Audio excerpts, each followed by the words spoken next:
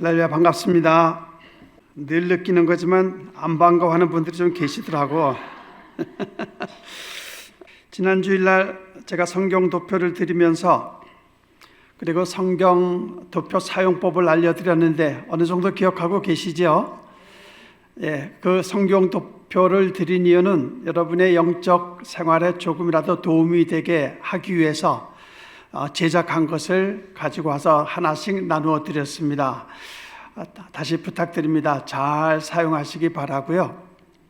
근데 우리가 이 땅에 육신을 가지고 살다 보니 또 영적인 삶 생각만 하면서 살기는 또 때로는 환경이 그렇지 못할 때가 있잖아요.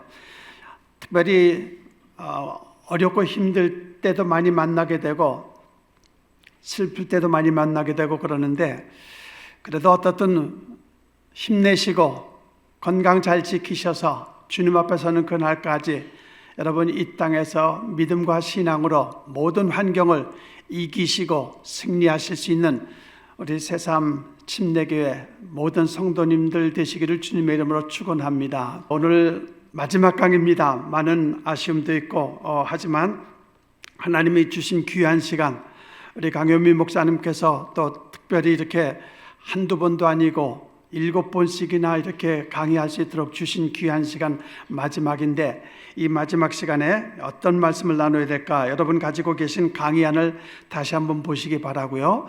강의안의 순서를 조금 바꿔서 하겠습니다. 11장을 맨 마지막으로 다룰게요. 그리고 12장부터 13장 이렇게 해서 11장을 바꿔서 끝으로 다루려고 합니다. 오늘 이 말씀 속에서 보시면은요, 여러 가지 우리 많은 내용들이 다뤄야 될 내용이 있는데, 앞으로 남은 것만 해도 한 2회 정도를 해야 하는데 오늘이 마지막이니까 앞부분은 좀 가능한 한 빨리 지나가고 결론 부분에 가서 조금 시간을 할애하도록 하겠습니다. 그리고 특별히 혹시라도 한 5분 늦으면 10분 정도 더 늦더라도 이해를 해 주시기 바랍니다. 강의 한 13페이지 보시면은 보스와 리더의 차이가 있습니다. 시간 되시고 또 이렇게 글을 빨리 쓰시는 분들은 거기 빈칸하다 채워 넣으셔도 되고요. 제가 빨리 읽어 내려가도록 하겠습니다. 보스와 리더의 차이. 사실 어떻게 보면은 같은 사람일 수도 있습니다. 어떤 한 회사의 회장 또는 사장, 대표 이런 분을 다 통틀어서 보스다, 또 리더다 이렇게 말할 수도 있는데, 여기서 말하는 것은 약간의 차이를 두어서 한번 설명을 해드리려고 합니다. 이 차이가 무엇인가? 보스는 성과를 요구하지만 리더는 함께 만들어간다. 지난번에도 말씀을 드렸듯이 세상에서는 사람보다는 결과를 더 중요시합니다. 하지만 우리 기독교에서는 크리스찬 리더들은 결과도 중요하겠지만 결과보다 사람이 더 중요하다는 것을 꼭 잊지 마시고, 그래서 사람 만들어가는 일을 더 중점으로 두어야 된다 말씀드리고 싶고, 보스는 회사를 키우지만 리더는 사람을 키운다. 맞습니다. 재생산이라는 거 여러 차례 말씀을 드렸습니다. 내가 누군가를 전하고 가르치는 사명을 받았다면, 그러나 나와 똑같은 그 누군가 또 다른 사람을 만들어서 제3자의 사명자, 제3자의 리더를 만드는 일을 해야 된다는 것이죠.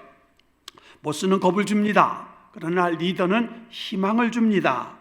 안 된다고 해서 윽박지르고 공격적인 말을 하고 삿대질을 하고 이렇게 하는 보스와는 달리 실수를 하더라도, 실패를 하더라도 리더는 격려를 해주고 칭찬을 해주고 이렇게 합니다.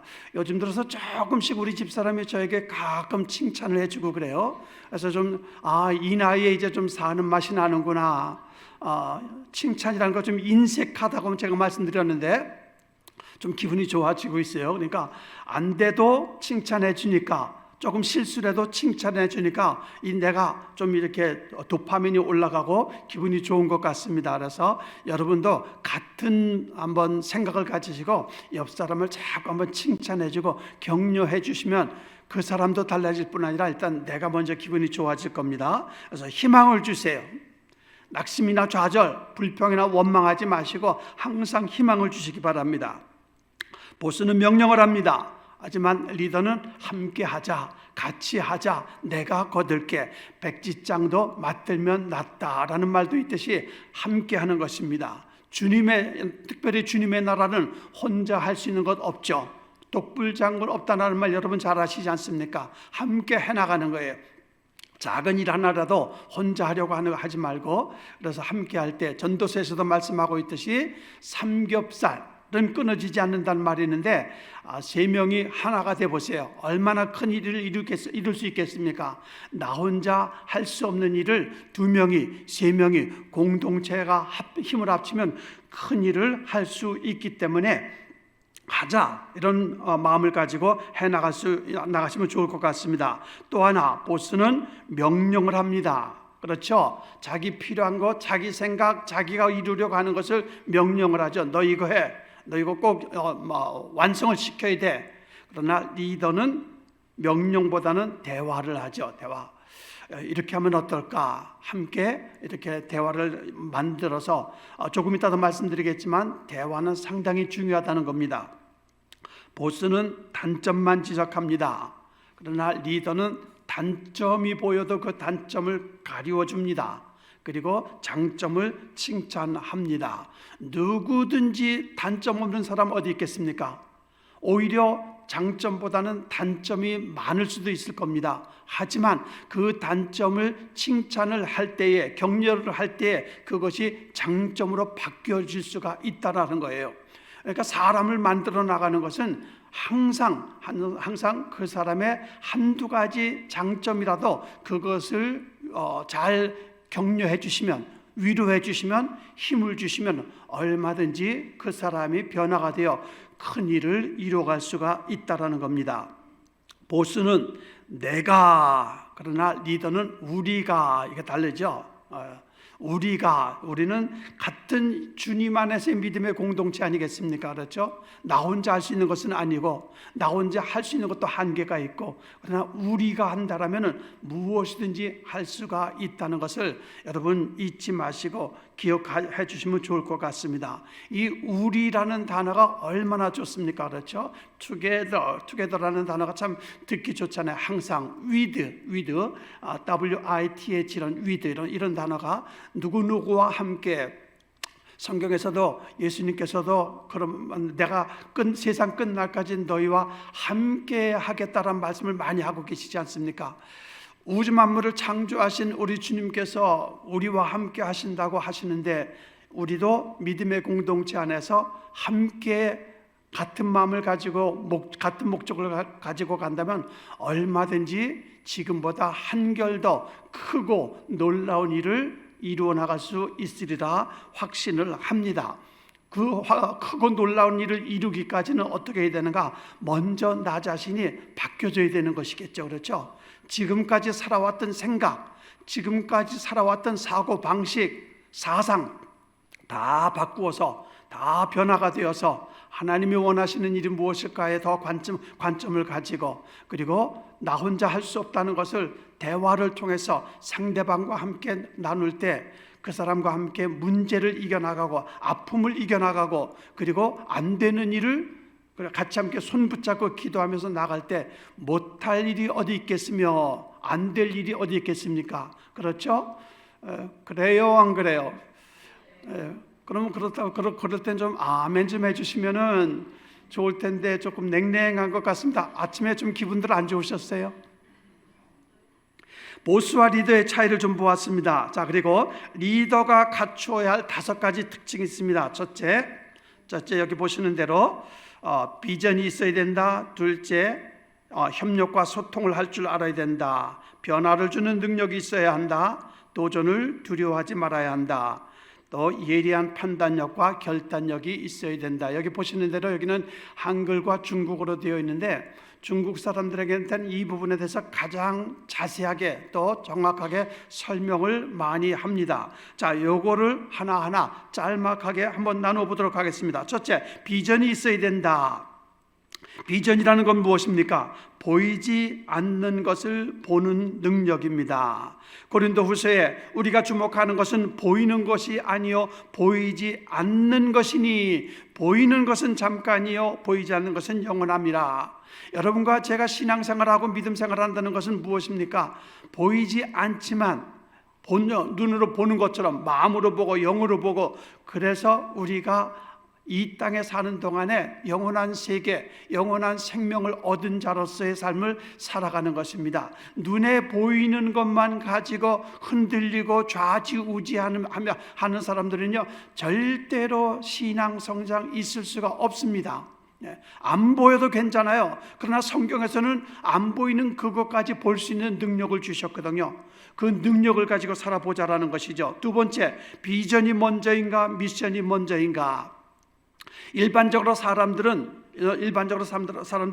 뭐 미션이 먼저라고 생각할 수도 있을 거예요. 뭐 해석하기에 차이가 있을지 모르겠지만, 그러나 여기 있는 그대로 제가 생각하기에 미션이라는 것은 그 어떤 공동체, 어떤 조직의 존재 이유와 가치이고, 그렇죠? 그래서 미션이 큰 그림이라면, 그러나 비전은 그 큰 그림을 이루기 위한 시작이고 청사진이다, 설계도이다 라고 말씀드리고 싶어요.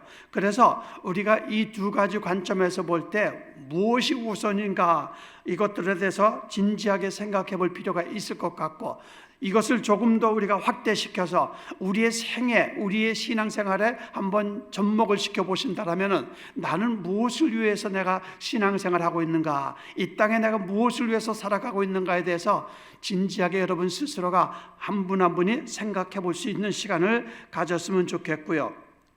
비전을 가진 성경적인 인물 노아를 들을 수가 있습니다. 그렇다면 나는 어떤 비전을 가지고 있는가? 좀 이렇게 가까이 앉아서 강의실 같은 데서 한다면 한 분 한 분에게 질문도 던져보고 함께 같이 대화도 해가면서 하면 좋을 것 같은데, 자, 여러분 스스로가 한번 자기 자신에게 답을 한번 해보시기 바랍니다. 나는 어떤 꿈, 어떤 비전을 가지고 살아왔고 앞으로는 어떤 꿈, 어떤 비전을 가지고 살아갈 것인가? 중요한 것은 이겁니다. 비전이 있어야 된다라는 거예요.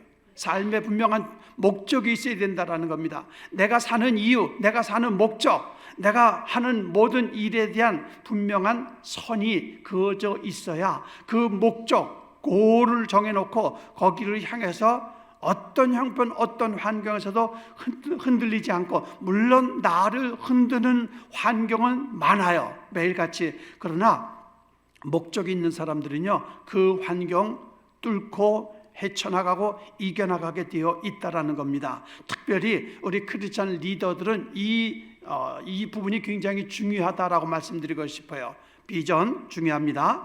두 번째, 협력과 소통을 할 줄 알아야 된다. 협력과 소통이라는 건 뭐예요? 갈등을 없애주는 중심이 됩니다. 참 많은 갈등들이 대인관계 속에 있지 않습니까? 가까이는 부부관계도 그렇고, 그렇죠? 그러나 다시 말씀드리지만 아무리 해결할 수 없는 문제, 갈등을 만난다 하더라도 그걸 해결할 수 있는 가장 큰 방법은 대화밖에 없어요.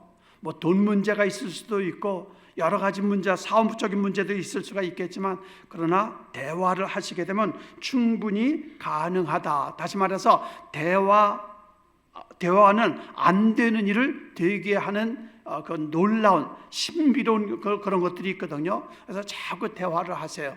부부지간에 특별히 대화 많이 하시고요. 협력이라는 것은 상호간의 결집을 만들어준다. 나 혼자 저 사람과 같이 뜻이 안 맞아, 가는 길이 달라, 가서 생각하는 뜻이 달라, 그렇다고 해서 서로 등 돌리고 있으면요 절대 하나가 될 수가 없습니다. 큰 일을 이룰 수가 없어요. 그러나 한번 대화해 보세요. 나는 이런 생각을 가지고 있어, 너는 어떤 생각을 가지고 있니? 그 중에서 결합점을 찾아서 함께 해나간다면, 다시 말씀드려요, 못할 일이 어디 있겠습니까? 안 되는 일이 어디 있겠습니까? 결국은 뭐예요? 소통이 중요하다는 거예요. 요즘에 심리학이나 상담학에서 가장 많이 다루는 것 중에 하나가 바로 이 소통 아니겠습니까? 부부지간에 서로 갈등이 됩니다. 그리고 대화를 안 해요. 각 방에서, 이 방에서 저 방에서 핸드폰으로 다 문자만 주고받아요. 부부지간에 이러니 이게 특별히 자녀들도 그렇고요. 각자 자기 방에서 그 좁은 방, 커야 30평이고 40평일 터인데 그 좁은 방에서 대화는 끊어지고 문자로 다 주고받는단 말이에요. 이건 가족이라고 볼 수가 없잖아요. 그렇죠? 아니, 미국에 있는 사람들하고도 문자로 주고받을 수가 있는데 바로 옆방에 있는 자녀들 부부간에도 문자로 주고받는다는 것은 이건 잘못된 이 사회 현상이 되어버렸잖아요. 그렇죠? 그러나 우리들은 그렇게 하지 말자라는 거예요. 아무리 마음에 안 들어도, 화가 나도 대화를 통해서, 소통을 통해서 행복한 삶을 만들어가는 그 일의 시작이 나로부터 돼야 되는 거예요. 저 사람이 먼저 나한테 와서 손 벌리기 전에 나는 절대 용서 안 해, 절대 화해 안 해. 그런 마음 가져보세요. 절대, 말 그대로 절대 화해가 안 되겠죠. 그러나 내가 먼저 손 내밀어 보세요. 그러면 충분히 그런 것들이 자주 그 소통과 대화할 때 가정이 행복해질 거 아니겠습니까? 만나는 사람들과 대인관계도 그렇고요. 네 번째, 그렇다면 또다시 질문 던집니다. 나는 어떤 성품의 소유자인가? 뭐 경상도 사람이라고 해서 그냥 우락부락하고 우당탕 쿵탕하고 뭐 그렇게 경상도 핑계 대지 마시고, 나는 선천적으로 성품이 이렇게 타고나서 그런 핑계 대지 마시고, 누구든지 바뀔 수가 있어요. 누구든지 달라질 수가 있습니다. 지난번에 말씀드렸잖아요. 사도 요한 같은 사람, 우레의 아들, 번개의 아들이라는 이름을 가진 사도 요한도 부활하신 예수님을 만나니까 사랑의 사도로 변하지 않습니까? 얼마든지 달라질 수 있다니까요. 그러니까 내 성품, 나는 이런 사람이야 라고 자기 자신을 그렇게 그냥 딱 단정 짓지 마시고 얼마든지 달라질 수 있습니다. 어떤 사람으로? 여유로운 사람으로, 부드러운 사람으로, 또 특별히 우리 여성분들은 애교 많은 사람으로 바뀌어질 수 있다니까요. 바뀌려는 생각을 좀 하면은 바뀌어지는 거예요. 바뀌어질 생각을 안 하니까 안 바뀌어지는 거지, 바꿀 생각을 안 하는 거예요. 이대로 살다 죽지, 이 참 이런 생각을 가지고 우리가 지금 웃는 분들은 다 그렇게 살아오셨어 지금까지. 한번 좀 조금 더 달라져야 되겠다라는, 성품을 바꿔봐야 되겠다 이런 생각을 한번 가져보시면 좋을 것 같아요. 나는 협력과 소통을 위해 희생할 준비가 되어 있는가? 언젠가 한번 말씀드린 것을 기억이 됩니다. 우리가 신앙생활 하기 위해서 필요한 것 중에서 하나가 나 자신을 혹사시켜야 된다 말씀드렸죠.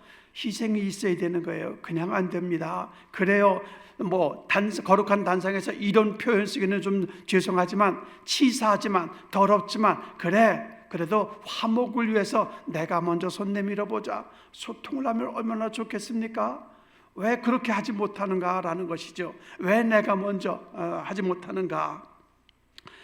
나를 희생시켜 보세요. 손해 조금 보면 그 손해가 죽느냐 사느냐하고 관계없잖아요. 좀 손해 좀 보면 어떻겠습니까? 자존심? 뭘 그렇게 그 자존심이 중요하겠습니까? 자존심을 신존심으로 바꾸라고 말씀드렸죠. 자존심 버리세요. 그거 하나 중요하지 않습니다. 고집, 그거 역시 중요하지 않습니다.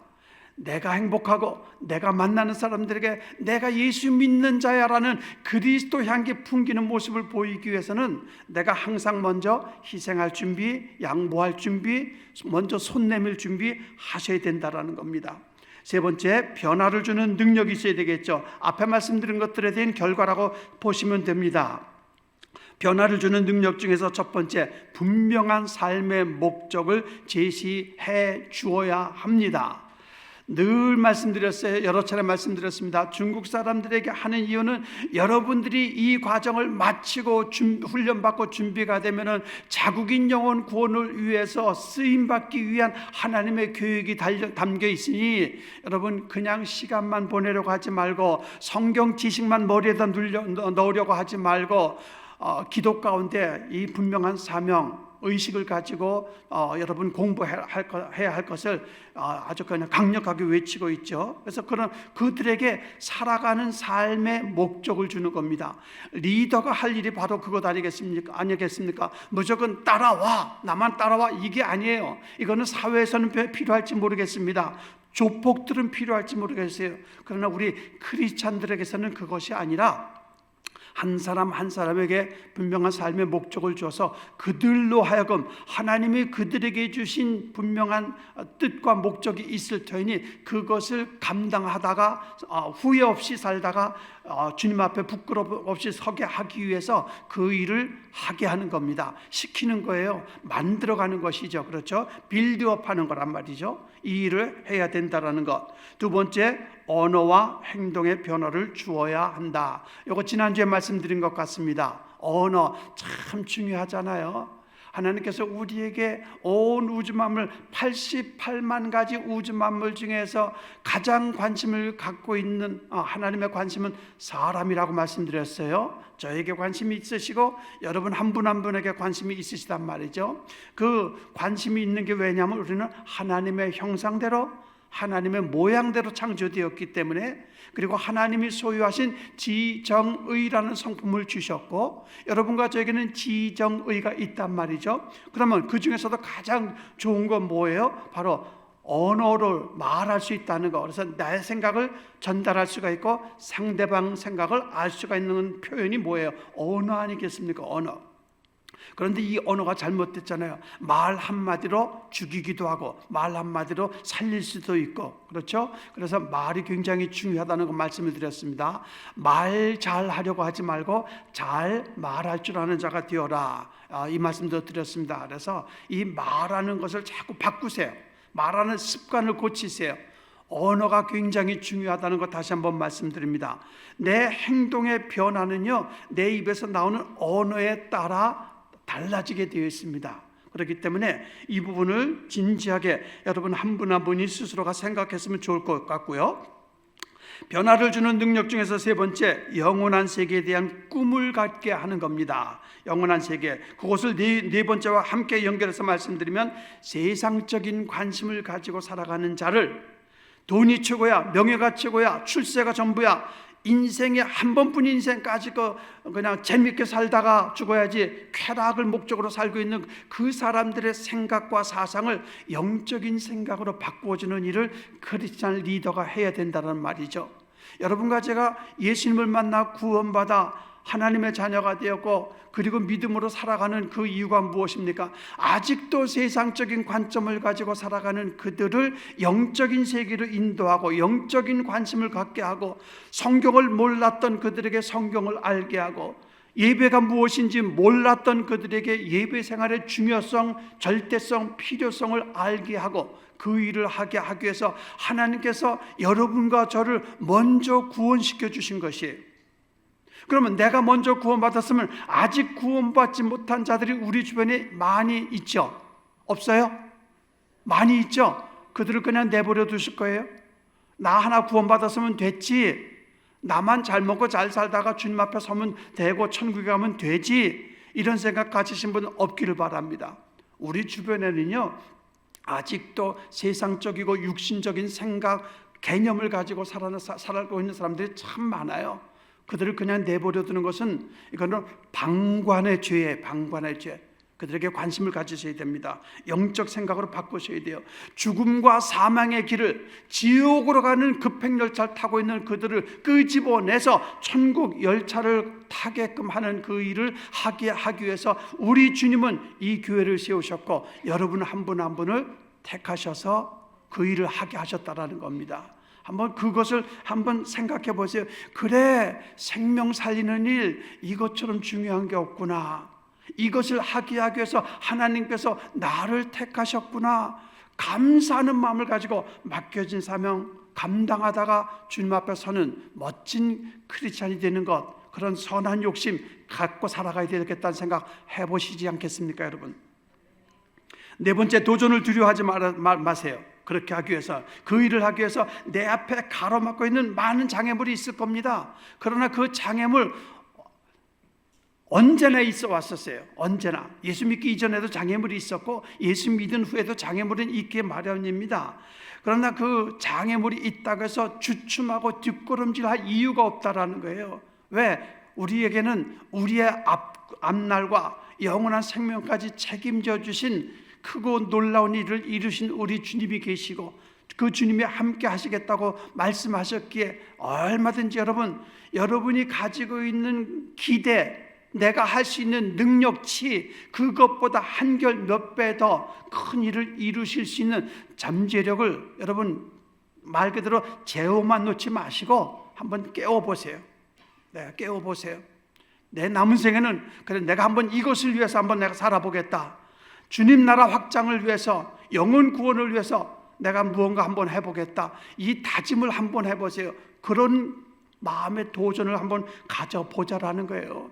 왜 움츠리고 사세요? 왜 이렇게 나는 안 돼, 나이가 먹어서 기운이 없어, 나는 힘들어, 걸음도 제대로 못 걷는데, 수많은 종류의 부정적인 생각, 이렇게 하다 보니까 점점 더 나는 움츠려드는 거예요. 아닙니다, 여러분. 긍정적인 생각으로 바꾸세요. 할 수 있습니다. 할 수 있어요. 도전은 불가능을 향한 시작입니다. 말씀드렸듯이 불가능한 상황은 항상 놓여 있는 거예요. 그렇다면 반대로 생각해 봐요. 반대로 내가 지금까지 살아오면서 많은 경험들을 해왔는데, 그 경험들을 통과하는 과정 속에서 그냥 쉽게 되든가요? 쉽게 되든가요? 모든 것이 쉬운 것들은 아마 모르긴 해도 거의 없었을 겁니다. 내 힘으로 할 수 없는 일들도 많이 있었고, 그러나 다 통과를 했습니다. 다 경험을 했습니다. 지금까지 살아오면서 경험한 것들, 앞으로 지금보다 더 어려운 문제를 만난다 하더라도 충분히 지난 경험들을 토대로 해서 이길 수가 있고 감당할 수 있다니까요. 그러니까 내가 하겠다라는 이 도전 의식 굉장히 중요한 것 같습니다. 그러니까 안 하려고 하다 보니까 해보자라고 몇 번 지난주에도 제가 말씀드렸습니다. 이것 하려고 하라. 성경 읽으려고 한번 해봐라. 기도생활 한번 하려고 해봐라. 이해하려고 하라. 용서하려고 하라. 손 먼저 한번 뻗어보려고 하라. 모든 것에 구원도 하나님과 나와 1:1 관계고, 심판도 하나님과 나와 1:1 관계예요. 인생은 내가 사는 겁니다. 아무리 내 주변에 좋은 사람, 사랑하는 사람 많이 있어도 결국 내 인생은 1:1이에요. 그렇죠? 그러니까 내가 언젠가 주님 앞에 섰을 때 이 모습 이대로 서서는 안 되겠다라는 이 마음에 뜨거운 그 감정이 있어야 되지 않겠어요? 그래서 이렇게 살면 안 되지 라는 생각을 가지고 한번 도전 의식을 가져보시라는 겁니다.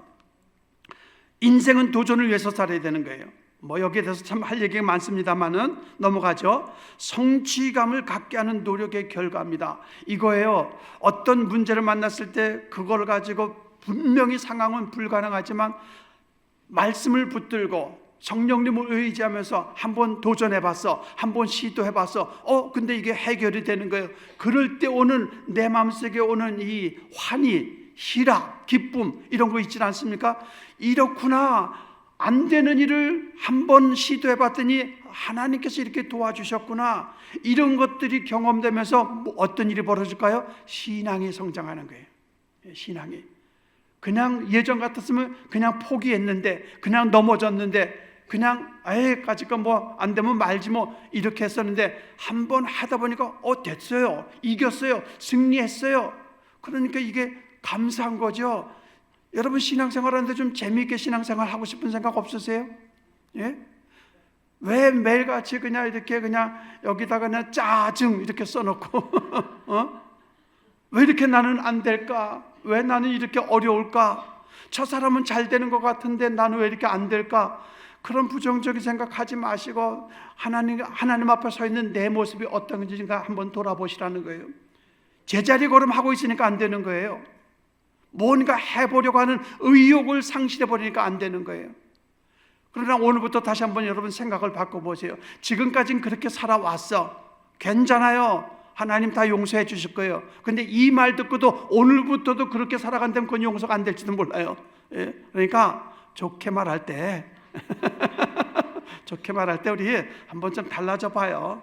한번 뭔가 성취감을 내가 한번 소유해볼 그런 선한 소유감 이런 거 한번 경험하면서 살아보자라는 거죠. 무에서 유를 창조하는 능력, 이거는 제가 가는 데마다 간증하는 것이 그겁니다. 제 인생에 무에서 유를 창조하신 하나님, 불가능을 가능하게 하신 하나님, 너무 간증거리가 많기 때문에 지금 이 자리에 서 있는 것, 이것조차도 저는 이 자리에 설 자격, 조건 정말 1도 가지지 않은 사람입니다. 그런데 우리 하나님께서 이 부족한 저를 세우셔서 한 번도 아니고 무려 7번이나 이게 하나님이 하시는 일이거든요. 조금 더 제가 잘나서 뭐 아는 게 있어서 이 자리에 선 것도 아니고 하나님께서 허락하셔서 주신 기회인데 분명합니다. 저에게 제 생애를 역사하신 하나님께서는 여러분 한 분 한 분의 생애를 통해서도 크고 놀라운 역사를 이루어 가실 겁니다. 그렇게 쓰임받는 멋진 인생 살아가 보자라는 겁니다.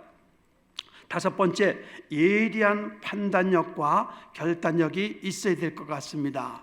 예리한 판단력과 결단력. 그렇게 하기 위해서 올바른 판단은 일의 성취를 위한 시작이다. 올바른 판단은, 그러니까 판단 실수, 판단 미스를 많이 할 때가 있습니다. 그러나 그렇게 실수를 많이 했던 나의 판단력, 그것들을 토대로, 그것들을 경험 삼아 이제부터라도 실수하지 않는 판단력을 가지고 살아야 되겠다. 그러니까 결국은 이런 말씀 드리고 싶은 거예요. 결단력은 내가 판단한 것에 대한 결과, 열매라는 겁니다. 오늘의 나는 지난 시간들의 결과예요. 그렇죠? 지난 시간들의. 그렇다면 내일의 나는 오늘 만들어지는 겁니다.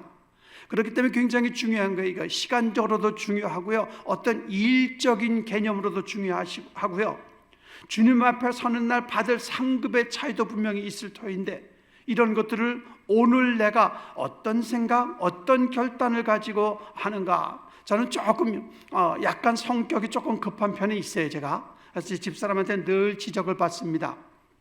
근데 저는 그렇게 얘기를 하죠. 이건 이제 제가 집사람을 설득시키기 위해서 합리화시키는 건데, 자기가 보기엔 내가 성격이 급한 것 같지만 나는 죄 짓는 것 아닌 이상은 하자라는 주장이에요. 하자. 그래서 좀 좋게 말해서 추진력. 저는 추진력이 있습니다. 딱 어떤 일을 해야 할 때 생각해보고 이거는 해야 되는 거야. 분명히 해도 되고 안 해도 되는 것은 아예 생각을 안 하는데 해야 될 것이야 라는 생각이 딱 들면 추진을 해나가요. 그런데 이제 우리 집사람은 그것을 내 옆에서 보고 조금 급하다, 조금 더 천천히 가자. 그러니까 저도 맞고 집사람도 맞아요. 둘 다 맞으니까 둘이 이렇게 알콩달콩 살고 있는 것인데, 중요한 건 이겁니다. 여러분이 말씀드린 대로 죄 짓는 것 아닌 이상은 좀 추진력을 가지고 판단하셔서 앞으로 나가세요. 돌다리도 두들겨 보고 건너는 것도 필요해요, 때를 따라서. 그러나 어떤 때는 좀 급하게 처리해야 할 일은 급하게 처리하기 위한 이 올바른 판단력을 가지고 앞으로 헤쳐나가는 능력이 필요하다라는 거예요. 항상 이렇게 충청도 분들처럼 이렇게 느리게 이렇게 한다고 해서 일 되는 게 아니더라고요. 저는 강원도거든요. 고향이 강원도 원주 출신인데, 강원도인데도 좀 급해요. 근데 보니까 우리 한국 사람들은 충청도가 좀 느리다고 하는데, 느려도 다 할 일은 다 하듯이, 그러나 우리가 주님의 일을 할 때는 시간이 없잖아요. 시간이 없어요. 그러니까 때로는 잘 판단하셔서 추진력을 있게 일을 이끌어가야 될 필요가 있다라는 겁니다. 그래서 판단 플러스 결단은 신앙의 과정이다, 우리의 신앙의 열매다, 이렇게 말씀드리고 싶어요. 그래서 판단의 결과가 상급으로 받아지게 된다.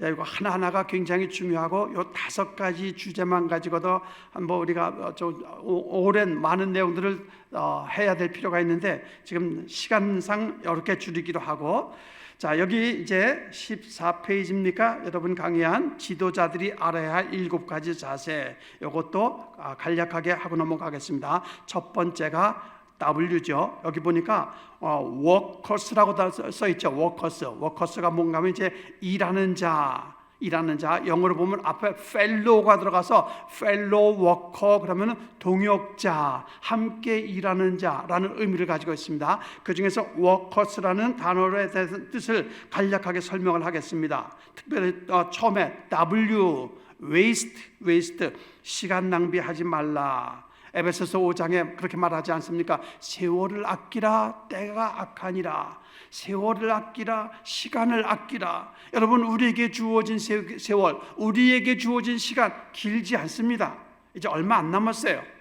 그러니까 아껴야 될 것 아니겠습니까? 그냥 지금까지 살아왔던 대로 그냥 편하면 되지, 무탈하면 되지, 이런 생각 이상으로 내게 주신 건강, 내게 주신 생명, 내게 주신 시간, 이것을 이대로 허무하게 보내서는 안 되겠지라는 마음의 이런 도전, 찔림이 있어야 됩니다. 저는 개인적으로 매일 아침마다 기도하는데 첫 기도가 이겁니다. 오늘도 하나님이 주신 생명, 하나님이 허락하신 시간 속에 살게 해주시니 감사합니다. 오늘도 그렇게 기도하고 왔어요. 하나님이 주신 생명, 하나님이 허락하신 시간 속에 살게 해주시니 감사합니다. 우리 모두가 다 그런 것 아니겠어요 지금? 그러니 우리에게 주신 생명, 우리에게 주신 시간 낭비해서는 안 되잖아요. 그렇죠? 중요한 겁니다. 두 번째, opportunity, 기회를 놓치지 마라. 로마서 13장에 밤이 깊고 낮이 가까웠으니 그러므로 우리가 어둠의 일을 벗고 빛의 갑옷을 입자. 이건 다르게 말하면 여러분이 가는 곳곳마다 빛과 소금의 역할을 감당하고, 좀 전에도 말씀드렸듯이 그리스도 향기 풍기는 삶을 살아가라는 거예요. 우리에게 주신 기회, 이 기회가 얼마나 소중한 겁니까? 이 기회를 놓치고, 이 기회를 낭비하고, 이 기회를 그냥 대충 살아가려고 하지 마시고, 이 기회가 내 인생에, 그래 오늘이 마지막이야, 이 마지막 시간을 내가 이렇게 보내서는 안 되겠지, 이런 마음의 자극 한번 좀 가져볼 필요가 있겠다는 겁니다. 세 번째는 리차지, 재충전하세요. 재충전. 계속해서 여러분과 저에게는 재충전이 필요합니다. 여호수아가 또 백성에게 이르되 너희는 자신을 성결하게 하라. 성결이라는 단어가 구약 성경에 많이 나오죠. 늘 자기 자신을 깨끗하게 거룩하게 구별된 삶을 살아가라는 거예요. 레위기의 주제가 있습니다. 레위기의 주제는 크게 두 가지인데 5제사 7절기가 첫 번째 주제고, 가장 중요한 주제가 거룩입니다. 거룩.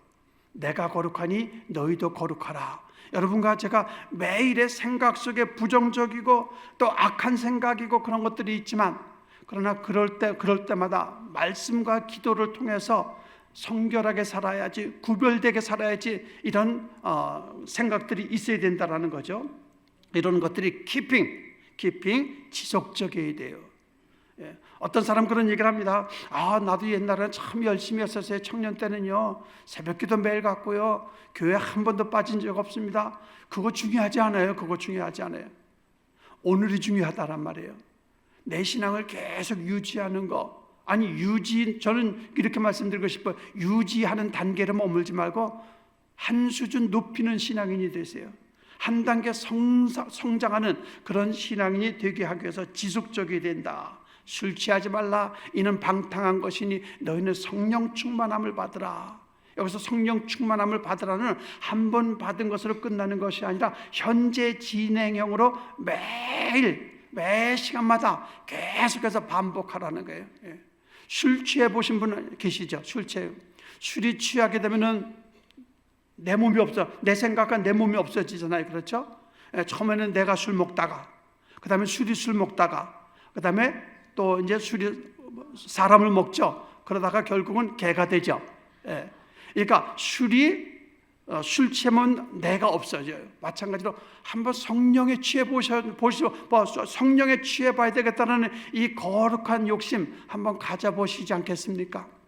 그래서 주님 뜻대로 살아보겠다라고 한번 마음의 다짐을 순간순간 한번 계속 해보자라는 거죠. 그 다음에 영원한 것에, 좀 전에 말씀드렸습니다. 영원한 것에 관심을 두라. 이터널, 영원한 건데 관심을 두라. 그가 우리에게 약속하신 것은 이것이니 곧 영원한 생명이니라. 성경의 기록 목적은 요한복음에도 나와 있고요, 요한일서 5장에도 나와 있고요. 성경의 기록 목적은 여러분과 저에게 영원한 생명이 있다는 것을 알게 하기 위해서 기록한 거예요. 다른 거 다 빼도 괜찮아요. 모세가 어떻고 여호수아가 어떻고. 그러나 이 시대에 살고 있는 여러분과 저에게 있어서 가장 중요한 관점, 포인트는 영원한 생명 아니겠습니까? 그 영원한 생명 얻을 수 있는 그곳이 어디 있습니까? 어느 종교에 있습니까? 어느 교리에 있습니까? 성경밖에 없다니까요. 그러니까 나의 관심은 영원한 생명이 된다라는 거, 거기에 관심을 두세요. 영원한 것에 관심을 둔 자들은요, 누가 시키거나 누가 말하지 않아도 스스로가 찾아서 일을 하게 되어 있어요.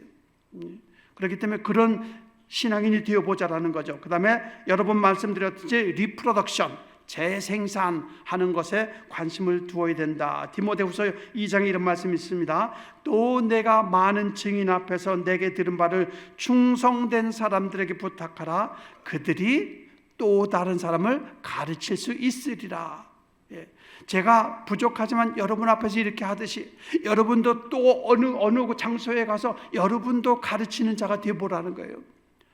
여러분도 누군가에게 복음을 전해보고, 여러분을 통해서 누군가 예수님을 만나게 하고, 누군가 가르칠 수 있는 일을 하게 하는 것이 지도자가 해야 할 일이라는 것이죠.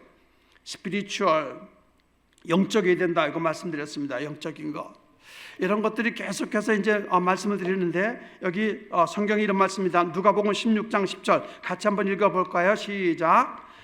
지극히 작은 것에 충성된 자는 큰 것에도 충성되고, 지극히 작은 것에 불의한 자는 큰 것에도 불의하니라. 여기 보니까 충성이라는 단어가 나옵니다. 충성. 내가 무조건 열심을 낸다고 해서 그거 충성이 아닙니다. 남들이 안 할 때 내가 일하고, 남들보다 빨리 교회 오고 늦게 가고, 물론 이거 필요해요, 이런 분들이. 그러나 정말 성경에서 말하는 충성은 무엇인가 하면은 마음 중심을 다해서 하나님의 말씀을 이루는 것이 성경에서 말하는 충성이에요. 그러니까 내가 하는 열심히, 내가 노력하는 이 일들이, 내가 드리는 이 예배가 남들보다 관심을 더 가지고 손길을 더 가게 하는 이 일이 하나님이 기뻐하시고 하나님의 뜻, 하나님의 말씀을 이루는 일인가, 아니면 내가 좋아서 내 기분으로 내 만족으로 이렇게 하고 있는가. 왜 제가 이 말씀 드리는가 하면, 제가 그랬었거든요. 제가 집사 시절에요, 교회 일을 참 열심히 했었습니다. 상과를 나왔어요, 제가. 그래서 그때는 타이프기를 쳤어요. 컴퓨터가 없을 때. 그럴 때 타이프를 칠 수 있는 사람이 우리 교회에서 저밖에 없었어요. 주보를 제가 다 만들었고요. 등산하는 것도 다 하고요. 그것뿐 아니라 정말 저하고 집사람하고 교회를 먼저 갔고, 또 늦게 왔고, 그리고 그냥 유학생들 돌보는 일을 했고, 손집 싸웠으면 이 교회는 안 돼, 이런 소리를 들어가면서 했는데, 참 그때는 좋았어요. 또 사람들이 막 이렇게 띄워주니까 내가 잘하는 줄 알고. 그런데 나중에 알고 보니까 하나님께서 하나도 기억해 주시지 않는 일들에 열심을 냈던 거예요. 그냥 내가 좋아서 했던 거예요. 내가 좋아서. 뒤늦게라도 그것을 깨달은 것이 은혜이고 감사죠. 근데 오늘날도 그런 분들이 있어요. 무조건 내가 열심히 하면 되는 줄 아는데, 필요합니다. 하지 말라는 건 아니에요. 또 이 소리 듣고 난 하지 말아야지 또 이런 생각 하시는 분 없길 바랍니다. 중요한 거는 그거예요. 내가 하는 이 일이 하나님의 뜻인가, 하나님의 말씀인가, 하나님이 기뻐하실 것인가, 이런 것들을 생각하고 하자라는 거예요. 그러니까 지나가다가 휴지 하나 집는 것조차도, 이것까지도 하나님 기뻐하시는 일이라면 하는 거예요. 그냥 쓱 지나가지 마시고 저 사람이 할 거야, 내가 하세요, 내가. 자, 이제 마지막으로 앞부분으로 다시 와서 11과 리더의 정신은 성경 중심이어야 된다. 이거 이제 오늘 말씀의 결론, 이번 특강의 결론으로 하려고 합니다. 리더의 정신은 성경 중심이어야 된다. 이거는 더 이상 설명할 수 없는 진리죠. 진리입니다. 이 진리의 말씀, 성경. 여러분은 성경에 대해서 어떤 관점을 가지고 계시고 어떤 가치관을 가지고 있습니까? 성경이 나에게 있어서 얼마만큼이나 중요하다라고 생각하고 살아가십니까? 정말 그 성경이 요즘에는 제가 신학교에서도 강의할 때도 제가 출석하는 교회도 그렇고 성경을 가지고 오는 사람들 숫자가 정말 적어요. 요즘엔 다 핸드폰을 가지고 다니죠. 핸드폰 안에 성경 다 있죠. 그리고 편하잖아요. 그런데 그 핸드폰은 가지고 나와도 성경은 안 가지고 다닙니다. 저 이렇게 말씀드리고 싶어요. 핸드폰에 있는 성경은 성경이 아닙니다. 그건 절대 성경이 아니에요. 그거는 화장실에서 가 계실 때 그때 보세요. 그때 사단은 그렇게 우리를 이용하는 거예요. 이 귀한 생명의 말씀 성경을 성경답지 못하게 느끼게끔 만들어버린 시대 속에 여러분과 제가 살고 있어요. 성경에서는 우리는 설명할 수 없고 다 미처 깨닫지 못하는 보화 같은 내용들이 너무도 많이 담겨 있거든요. 무엇보다 통틀어서 이 말씀은 하나님의 말씀이야, 인간에게 언어로 찾아오시고 글로 찾아오신 하나님이셔, 이런 생각을 가지고 살아가야 되는데, 그러나 사람들이 이 성경을 얼마나 중요하게 여길까요? 아닙니다. 신학생들이, 성도들이 성경을 교회 가지고 다니지 않으면서 그건 교통카드는 거기다 다 껴가지고 다녀, 그렇죠? 그 전화기 안에다 교통카드는 껴가지고 다니고 신용카드 한두 장은 껴가지고 다니면서 이 소중한 성경을 안 가지고 다니는 거예요. 이게 왜 이렇게 푸대접 뻗어야 될까요? 이게 저는 개인적으로 이렇게 해서 신앙을 배웠습니다. 저는 성경을 개인적으로 굉장히 중요하게 생각합니다. 여러분도 그러시리라 생각하지만, 그래서 저는 성경 외에 이런 거 하나 올려놓지 않습니다. 어떤 경우에도. 어떤 사람은 차키 올려놔, 핸드폰 올려놔, 옷 갖다 휙 성경 위에다 던져. 이 성경 위가 완전히 쓰레기통으로 파묻혀서 보이지도 않고, 차 가지고 계신 분들은 차 그냥 뒤에 휙 던져놓고 며칠에 한 번씩, 몇 주에 한 번씩, 몇 달에 한 번씩 꺼내갖고서 내 먼지도 털기도 하고, 살아계신 하나님의 말씀인 성경을 대하는 나의 자세, 나의 가치관은 어느 정도인지 한번 돌아봤으면 좋겠어요. 성경을 외면하고 성경을 무시하고 그리고 우리가 신앙생활 할 수 있겠습니까? 예배다운 예배 드릴 수가 있겠습니까? 여러분, 미국이 기독교 국가 아니겠습니까? 400여 년 전에 청교도들이 들어와서 세운 기독교 국가, 물론 지금 많이 타락하고 변질됐지만 미국이 지금에 이르기까지 하나님이 주신 축복은 딴 것 아닙니다. 그 청교도들은요, 모두가 대부분이 다 성경을 끼고 가족들이 함께 교회를 갔었습니다. 하나님은 그걸 보시는 거예요. 성경을 소중하게 여기는 그들의 신앙을 보셨고 그 개인과 가정, 그 민족을 축복하셨다라는 겁니다. 그런데 요즘에는 성경도 다 PPT로 띄워주잖아요. 성경 가지고 다닐 이유가 없는 시대 속에 살고 있어요. 좋아요. 우리가 목사님께서 설교할 때 필요한 성경 구절을 인용을 할 때 그때 띄우는 건 좋은데, 그날의 본문만큼은 여러분이 가지고 오신 여러분 성경을 가지고 찾아서 읽으셔야 돼요. 근데 안 가지고 오니까 그냥 여기서 띄워주니까 굳이 모터로 가지고 와. 우리 교회도 이걸 띄워줘요. 우리 교회도. 그래서 제가 다다음 주에 이제 제가 다니는 교회에서 설교를 하는데 제가 이 얘기를 할 거예요. 띄우지 말라 그러려고 그래요, 제가. 저는 이제 담임 목사는 아니잖아요. 저는 은퇴했고 그냥 내가 성도로서 출석하는 교회인데, 그 목사님이나 성도들이 우리 부부를 너무 극진히 대접해줘서 과분할 정도로 그렇게 해서 미안하고 고마운데, 그래서 가끔 저를 설교를 시켜요. 그럼 제가 설교할 때 여러 가지로 얘기를 하는데, 이번엔 또 제가 이 성경에 대해서 좀 한번 설교를 하려고 합니다. 그래서 이제 PPT 띄우지 말라고 하려고 그래요. 여러분 다 성경을 가지고 다니셔야 돼요. 특별히 교회 올 때는 좀 가지고 다니세요. 편하게 오려고 하지 마시고, 다른 물건들은 다 잊지 않고 챙기면서도 성경은 아예 가져올 생각조차 없어져 버렸어요. 이것에 대해서 어떻게 생각하세요? 우리 한번 시간 두지 말고 진지하게 한번 대화 한번 해볼까요? 조지 워싱턴 미국 초대 대통령이 이렇게 말합니다. 성경 없이는 세계를 올바르게 다스릴 수 없다. 성경 없이는 세계를 올바로 다스릴 수가 없다.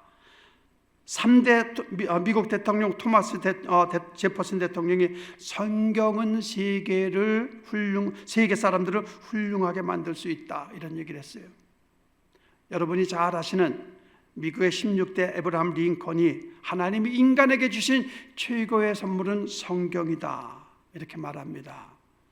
여러분에게 있어서 가지고 있는 최고의 선물은 무엇입니까? 제가 아프리카 가봤잖아요. 아프리카는 정말 사람이 살 수 없는 나라인데 이슬람들이 지금 많이 장악하고 있거든요. 55%예요. 처음에 제가 갔을 때는 30%였는데 한 10몇 년 사이에 거의 배가 뛰어 올랐습니다. 길거리에 모슬렘, 그들이 믿는 성경, 코란경이라고 부르죠. 쌓아놓고 팔아요. 쌓아놓고. 그거를 살려고 사람들이 줄을 섭니다. 여러분 집에도 분명히 모르긴 해도 성경이 여러 권이 있을 거예요. 글자 크기에 따라 색깔별로. 성경 이거 진열용인가요? 예, 그냥 눈요기 하기 위한 진열용으로 이렇게 사다 놓은 건 아닐 것 아니겠어요? 이 귀한 선물을 우리가 왜 외면합니까? 멀리합니까? 등한시합니까? 여러분 잘 아시는 독일의 유명한 종교개혁가 마틴 루터가 이렇게 얘기를 합니다. 성경을 모르는 자는 아무런 말할 자격이 없다. 근데 말 잘하잖아요, 우리가. 성경도 모르면서. 그래서 마틴 루터가 했던 유명한 얘기 여러분 아시죠? 5가지. 첫째, 오직 성경. 솔라 스크립처라. 그 다음에 두 번째가 오직 믿음. 세 번째가 오직 은혜. 오직 그리스도, 오직 하나님께 영광. 이게 마틴 루터가 외친 신앙의 고백이기도 합니다. 이건 유명한 얘기예요. 이분을 소개하고 오늘 이제 강의를 마치려고 합니다. 혹시 여러분 누군지 아십니까? 모르시겠죠? 이분이 누군가 하면 한국에 개인적으로 가장 많은 살인을 한 사람이 유영철이라는 사람이죠. 20명을 죽였습니다. 근데 이 사람은 유영철보다 한참 전에 그 시대에 한국을 뒤흔들어 놓은 희대의 살인마 김대두라는 사람이에요.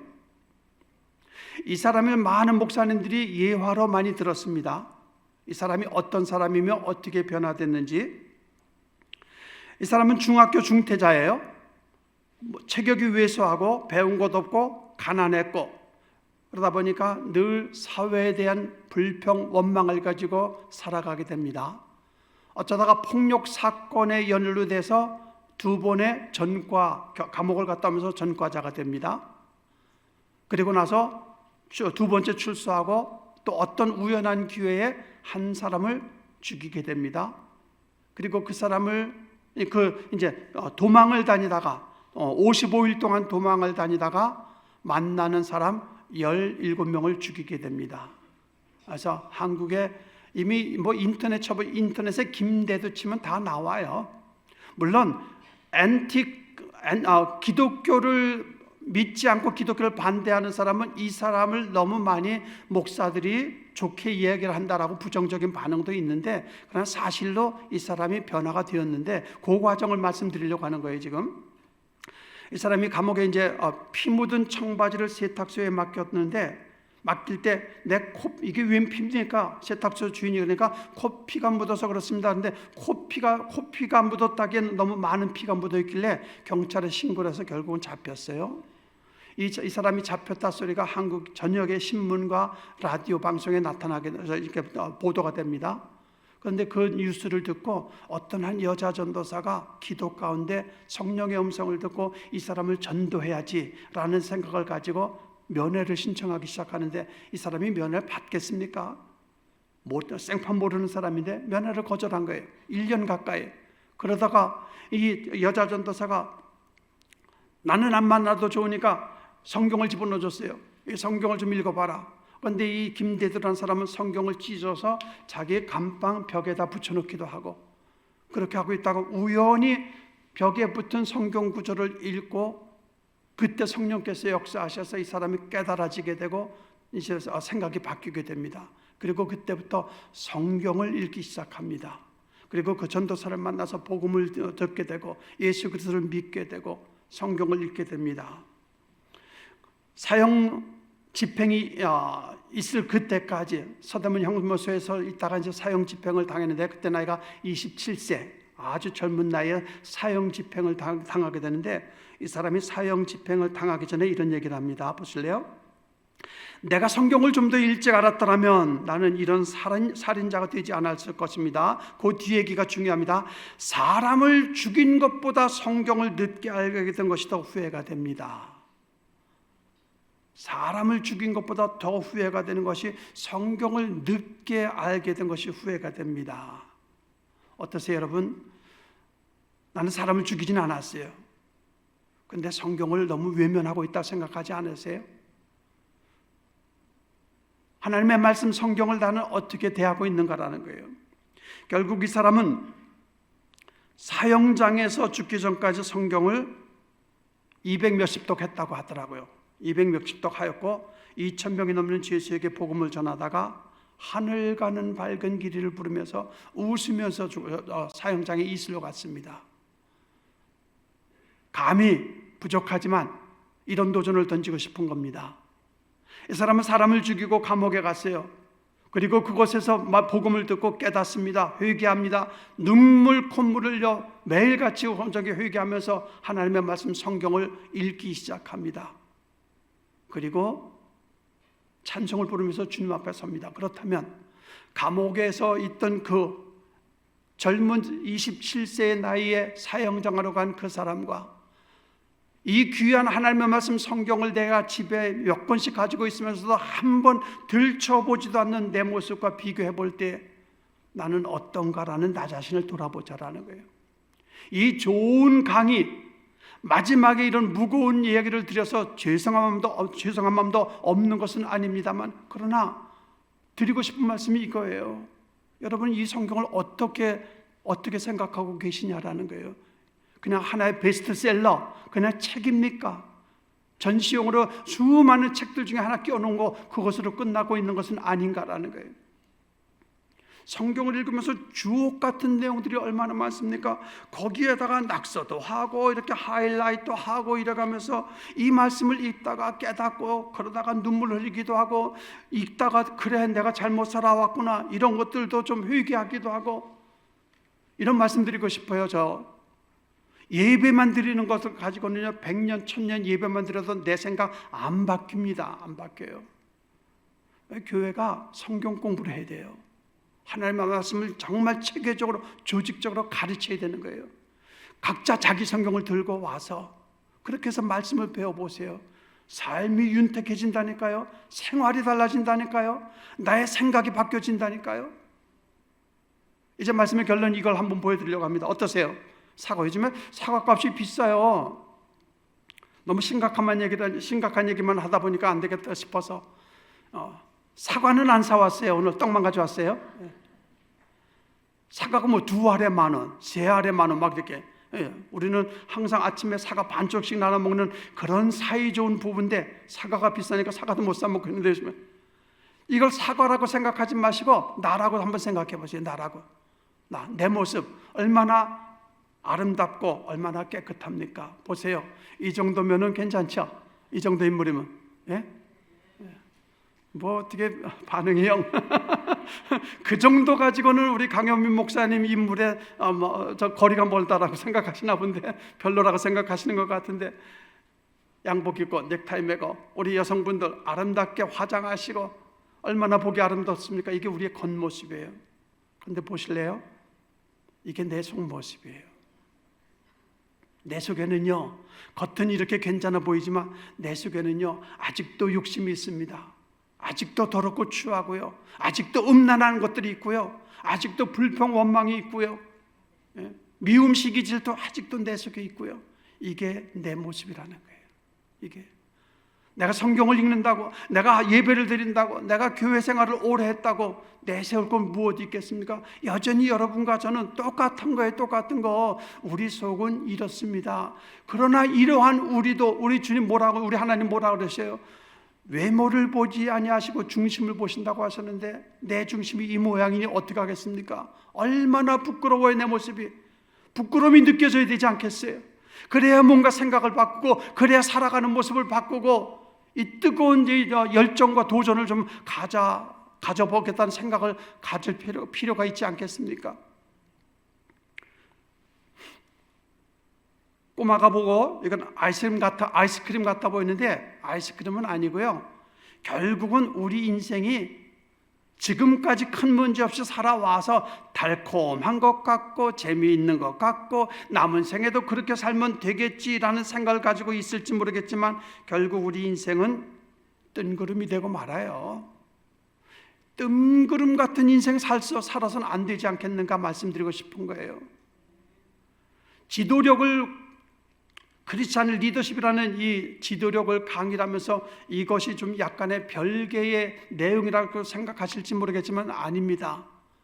한 분 한 분의 삶이 이래야 되고, 한 분 한 분의 지도자들이 후회 없는 인생을 살기 위해서는 어떻게 해야 되는가, 자기 자신을 고쳐야 되겠다는 생각을 한번 좀 해보실 필요가 있다라는 거예요. 조금만 아파도 병원은 그렇게 수시로 가고 약방은 수시로 들락거리면서 나의 영적 건강, 영적 상태는 왜 진단을 안 받으시려고 합니까?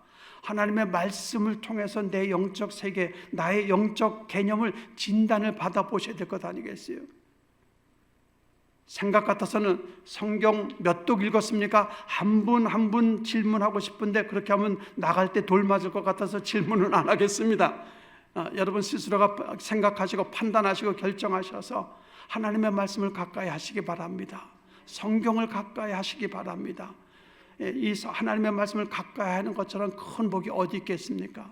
이거는 그냥 세상 책과 비교할 수 없는 책이에요. 생명을 주는 책입니다. 내가 누군지를 발견할 수 있는 책이에요. 나의 영원한 세계가 이 책에 담겨 있습니다. 이 귀한 성경을 더 이상 외면하지 마세요. 내 손때가 묻은 이 성경, 미국에서는요 장례식을 많이 가봤거든요. 어떤 사람은 미국에는 사람이 이제 죽게 되면 맨 앞에다 관을 놓고, 교회에서 관을 놓고 관뚜껑 반을 열어놔요. 그리고 그 사람을 마지막 인쇄한다고 조객들이 쭉 와서 그 마지막 시신을 보고 인사를 합니다. 근데 어떤 분은 성경을 이렇게 놓고서는 이제 하는 분들이 있어요. 이렇게 하는 분, 저는 그걸 좋게 보지는 않습니다. 개인적으로 뭐 성경을 여기다 끼고 있다고 해서 천국 가는 건 아니거든요. 그런데 이제 그분이 성경을 얼마나 귀하게 여겼는가는 알 수가 있겠죠. 우리가 이 땅의 시간을 마감할 때 우리 주님께서 질문할 것 같아요. 너 성경을 몇 독 읽었니? 이것에 대한 답 하실 수 있어야 됩니다.